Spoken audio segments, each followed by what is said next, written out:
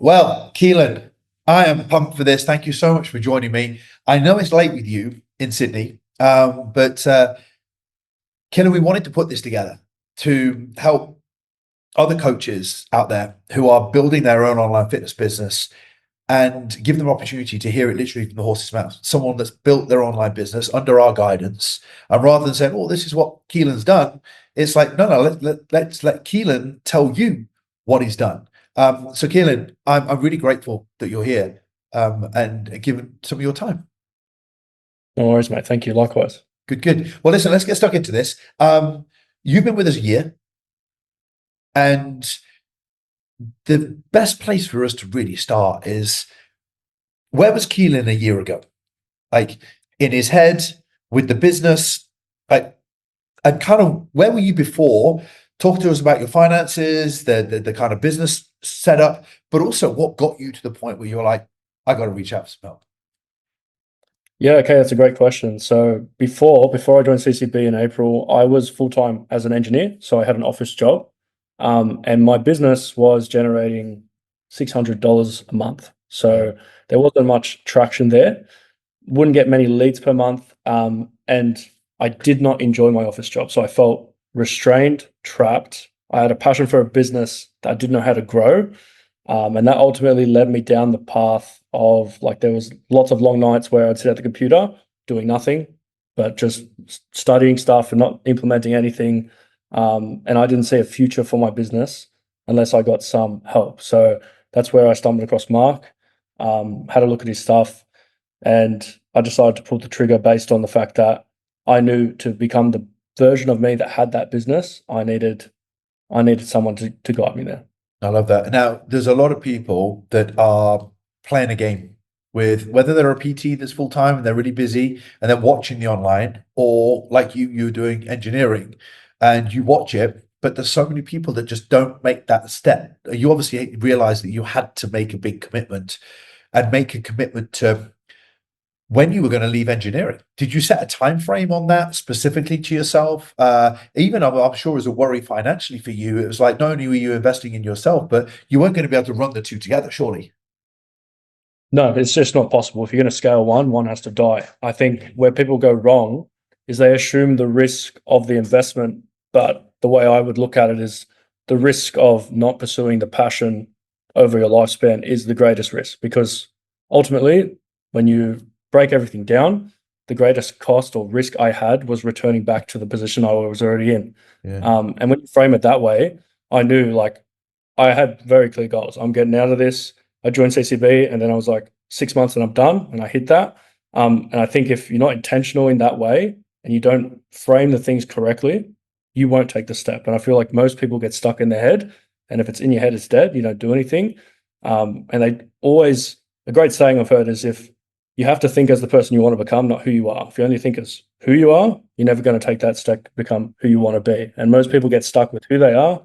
They think about the problems that may arise, what could go wrong, when they should really be thinking, what's going to go right? How can I make it work? Not so much how's it going to crash and fall, but how am I going to make this work regardless? Love that. That's some real inspiring stuff for coaches that are listening to this right now. You joined CCB, and just tell us, did you were you at a point? I mean, just recap. Like you were in your work, you were stressed. Did you not really see a way out of your work before you joined us? Oh, there was no chance. So I was working construction. You work from 6:30 a.m. to about 5 p.m. I had like an hour a day to work on the business, and if that hour a day is not productive, that's not going anywhere, and it Yeah. wasn't. Well, okay, cool. So you joined the program, and like a lot of people will say to us, like we always say this, Keelan, like, dude, don't come and play at this. Like, dude, this is proper business building. It's not hobby stuff. It's building a proper business. Um, what were the initial things that we kind of laid out for you, and you were like either holy shit or well, I don't care, I just got to get done. What were the first stepping stones that you took that started to help you to see some traction forward? Yeah, I mean, I got that realization from the first call. I remember, I got on the first call with my performance coach and he laid out everything. He said, this is what a business looks like versus what yours looks like. And that was a big like, whoa, okay, shit. And from there, like literally we took one step at a time, not to overwhelm me. I didn't have time, but I need to make the most of it. And where we started was, it wasn't the service. I already had some existing level of it. I needed a core offer. My content was, I wasn't talking to who I wanted to talk to. We fixed that straight away. We put a genuine strategy behind what I was doing. So it's not just post and pray. It was actually, this is going to work in the long time. And I started trying to build more than just like a check-in service. I wanted to build a genuine community, something that impacted the world. And that's where we really reverse engineered that, how I'm going to do that. And we started putting little step marks, little check marks, milestones, how we're going to get here. We got there, great. How we're going to get better. And we kept doing that every single week until the point where it grew to what it was. Well, look, I want to leave this as a like no holds barred kind of conversation. What were some of the initial things that you put in place? Let's call it the model, whether it's a content framework, whether it's starting to have conversations with people, whether it was sales, closing sales. Like, what were some of the key strategies that were implemented? Yeah, key strategy straight away springs to my mind is conversations with people. Yeah. And Was that something you were avoiding, or was it something that you didn't understand enough about? I think I didn't understand. I also was avoiding because people, for some reason, have a negative outlook on it. When you really think about it, if you don't talk to anyone, how the hell is anyone going to know who you are? And I learned that very quickly. We started that straight away. Like that was probably the biggest lever you could possibly pull, is talking to as many people as possible. And then on the back end of that, converting them into people that want to work with you is, my sales strategy was non-existent. I would text you a couple of numbers and hope you please send me the money. So we had a genuine system put in place. I had a framework to follow. It worked. Like there, of course, were a lot of growing pains, but there was a clear system that I had belief in, which I think that was the number one thing for me. Having something where this has worked for hundreds of people, do it, it'll work. And I think I never had that. And when you have that, it really gives you the fuel to go after it. So we have content. We always talk about the three C's: content, conversation, and then converting that into calls. Most people go, well, that's pretty simple. But in reality, it's still a system you need to learn, right? So it was unpacking it bit by bit by bit. And I suppose you've just said to me off the call, you're still optimizing your content. And there's a lot that we teach inside the program that helps you optimize your content, get clearer who you're speaking to. Have you noticed that as you've evolved through the program, that you've become more confident, you've become more stable, and as a result of that, you've been able to implement more things or just get better at what you were doing? To be honest, I would say I probably just got better at what I was doing. Yeah. Like I would say the same things I've done over time. Like, yeah, you add the 1%ers on top, but 90% of the chunk or result comes from the stuff we learned from the week one. Yeah. That was the good work. And now, yeah, I might add in a special kind of trick on my edit on a content, or I might try a different DM, but it's rooted in the foundation of what's taught at the start, the three Yeah. C's, like you said, all And rooted within that. and when it comes down to it, a couple of things that you've laid on top. You've been with us a year, whether it's launches, whether or not it's been things around seasonal stuff. Like a lot of people don't capitalize on the seasonality of whether it's summer, whether it's Christmas. Talk us through some of the things that maybe you've done there that's giving you either a boost in revenue or something that's helped strategically around those kind of seasons. Oh yeah, one thing I was taught from a performance coach early on was you got to strike the iron when it's hot. So one thing that comes to mind straight away, Black Friday deals, the lock-in offers we do around that time, and I'd move that into a giveaway in December, and it worked so well. Like that's really where my business went from like, okay, this might work, to yeah, this is working, it's going to grow, we're done, like we're going. And I think having those strategies all the time just helps you like really layer on top every single layer you add extra revenue, extra retention, extra everything just comes together like slowly bit by bit, and watching it grow and build is like, especially as the person doing it is just, it's incredible. And within your coaching business, you're a passionate coach. What about some of the more efficiency systems around coaching that enables you to be able to focus on growing the business? Because a lot of people get very worried about growing the number of clients, but not having enough time to actually work on the business. What have you implemented from anything that we've helped you with to make it more of an efficient business? I think first and foremost is not every client needs a call. Your clients don't care about how much time you spend with them, it's how efficient you are. So straight away, like I ripped out like 50% of the stuff I was doing, replace them with efficient systems. So I went from doing weekly calls as check-ins to Loom check-ins, and I got more feedback, better results.